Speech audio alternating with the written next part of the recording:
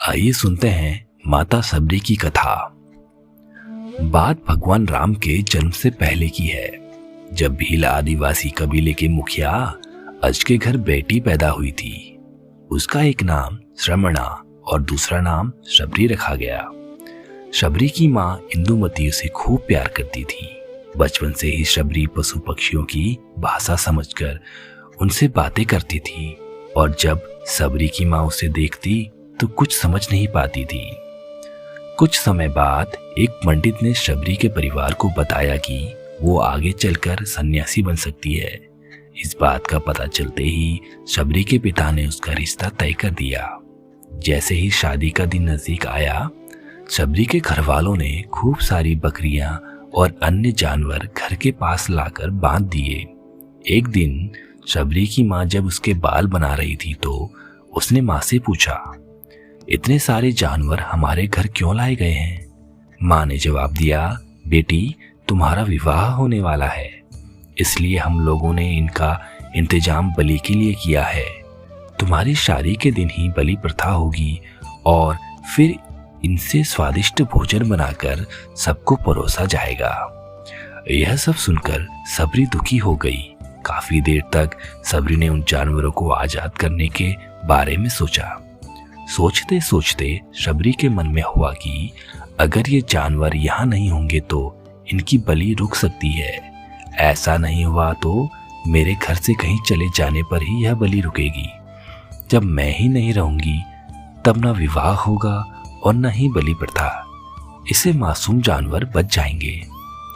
इसी सोच के साथ जानवरों को रखी गई जगह पर सबरी पहुंची। उसने सोचा कि उन्हें खोल देती हूँ, लेकिन वो ऐसा नहीं कर पाई। उसके बाद सबरी जंगल की तरफ भागने लगी।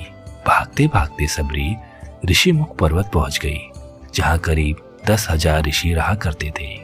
शबरी को लगा कि वो भी इसी जंगल में किसी तरह ऋषि मुनियों की सेवा करके अपना जीवन जी लेगी। वो चुपचाप उसी जंगल में एक हिस्से में किसी तरह से रहने लगी। सबरी रोजाना ऋषि मुनियों की झोपड़ी के आगे झाड़ू लगाती और हवन के लिए लकड़ियां भी लाकर रख देती। ऋषि मुनियों को समझ नहीं आ रहा था कि जंगल में उनके काम अपने आप कैसे हो रहे हैं। एक दिन शबरी को किसी ऋषि ने देख लिया। उसे देखते ही उसका परिचय पूछा। जैसे ही सबरी ने बताया कि वो भील आदिवासी परिवार से संबंध रखती है, तो उसे ऋषि ने खूब डांट लगाई। सबरी को इस बात का बिल्कुल भी पता नहीं था कि उसकी जाति छोटी है और उसे ऋषियों द्वारा जाति की वजह अपमान सहन करना पड़ेगा। इतना सब होने के बाद भी शबरी हर ऋषि मुनि के दरवाजे पहुंचती और उनके आंगन में झाड़ू लगाकर उनसे गुरु दीक्षा देने के लिए कहती।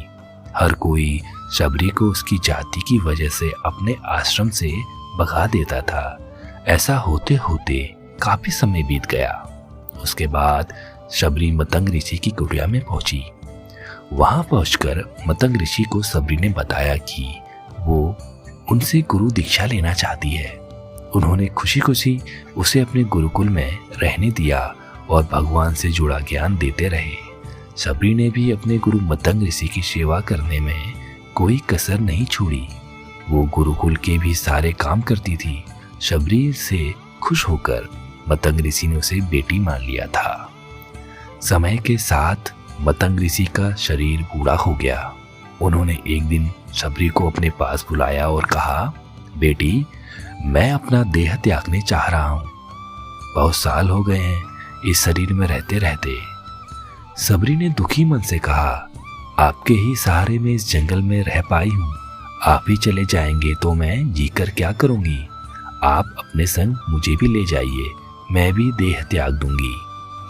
मतंग ऋषि ने जवाब दिया, बेटी तुम्हें चिंता करने की जरूरत नहीं है। राम तुम्हारी चिंता करेंगे और ध्यान भी रखेंगे। शबरी ने राम का नाम सुनने के बाद पूछा, वो कौन है और उन्हें मैं किस तरह से ढूंढूंगी? मतंग ऋषि ने बताया, राम कोई और नहीं भगवान है। वो तुम्हें सारे अच्छे कर्मों का फल देंगे। तुम्हें उन्हें ढूंढने की कोई जरूरत नहीं है। वो एक दिन खुद तुम्हें खोजते हुए इस कुटिया में आएंगे और तुम्हें उनके हाथों ही मोक्ष मिलेगा। तब तक तुम इसी आश्रम में रहो। इतना कहते ही मतंग ऋषि ने अपना शरीर त्याग दिया। सबरी के मन में मतंग ऋषि के जाने के बाद से एक ही बात थी कि भगवान राम स्वयं उनसे मिलने आएंगे। वो रोज भगवान राम से मिलने के लिए बाग से अच्छे अच्छे फूल लाकर पूरा आश्रम सजाती और भगवान के लिए बेर तोड़ कर लाती। भगवान के लिए बेर चुनते हुए सबरी उन्हें शक लेती थी ताकि भगवान को सिर्फ मीठे बेर ही दे। रोजाना सबरी इसी तरह भगवान के दर्शन की आस में फूल और बेर इकट्ठा करती थी। इसी तरह इंतजार में कई साल बीत गए। सबरी का शरीर एकदम वृद्ध हो गया। एक दिन आश्रम के पास के ही तालाब में सबरी पानी लेने के लिए गई। तभी पास के ही एक ऋषि ने उसे अछूत कहते हुए वहां से भागने के लिए कहा और एक पत्थर मार दिया। वो पत्थर जब सबरी को लगा तो उसे चोट लगी और खून बहने लगा। बहते हुए खून की एक बूंद उसी तालाब के पानी में गिर गई। तभी पूरा तालाब का पानी खून में बदल गया। ये सब होता देखकर ऋषि ने सबरी को ही डांटा और कहा कि पापिन, तुम्हारी वजह से पूरा पानी खराब हो गया। रोज ऋषि उस पानी को साफ करने के लिए अपनी कई तरह की विद्याओं का इस्तेमाल करते। कई सारे जतन के बाद भी कुछ नहीं हुआ। फिर उन्होंने गंगा जैसी कई पवित्र नदियों का जल भी उस तालाब में डाला, फिर भी तालाब का पानी साफ नहीं हो पाया और वो खून जैसा ही रहा। कई सालों तक तालाब के पानी को साफ करने की कोशिश के बाद भी कुछ काम नहीं आया तो ऋषि ने थक कर सब कुछ छोड़ दिया।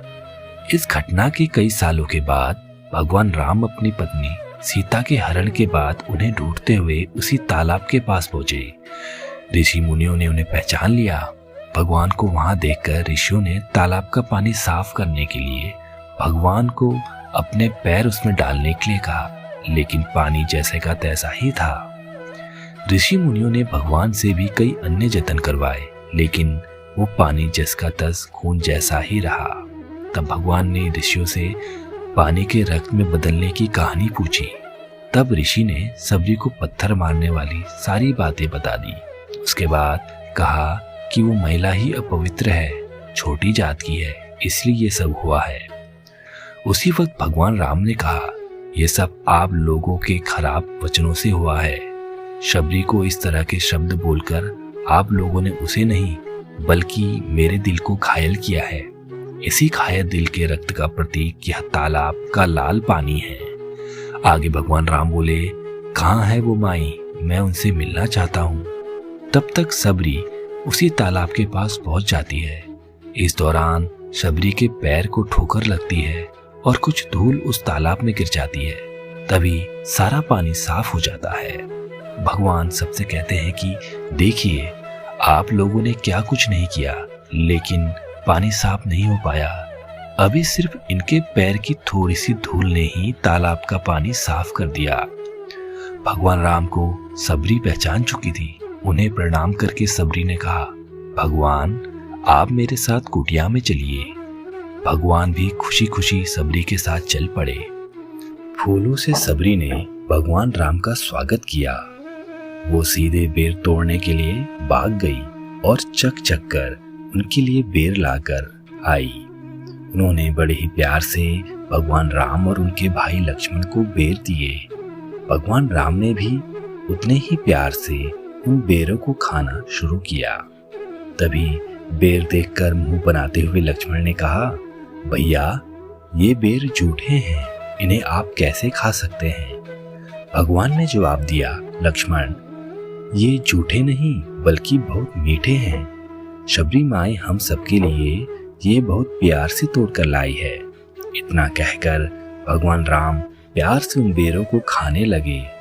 भगवान ने जाते हुए शबरी माई से कहा, आप मुझसे जो चाहें वो मांग सकती हैं। शबरी ने उन्हें कहा, मतंग ऋषि के कहने पर मैं आज तक सिर्फ आपके दर्शन के लिए ही जी रही थी। अब आप मुझे मोक्ष प्रदान कीजिए, मैं अपना शरीर आपके सामने ही त्यागूंगी। उसी वक्त शबरी ने अपना शरीर त्याग दिया। भगवान राम ने अपने हाथों से उसका अंतिम संस्कार किया और सीता माँ की खोज में आगे बढ़ गए। इस तरह से ऋषि मतंग की बात सच साबित हुई और शबरी को भगवान राम के दर्शन भी हुए। तभी से भगवान राम को शबरी के राम भी कहा जाने लगा।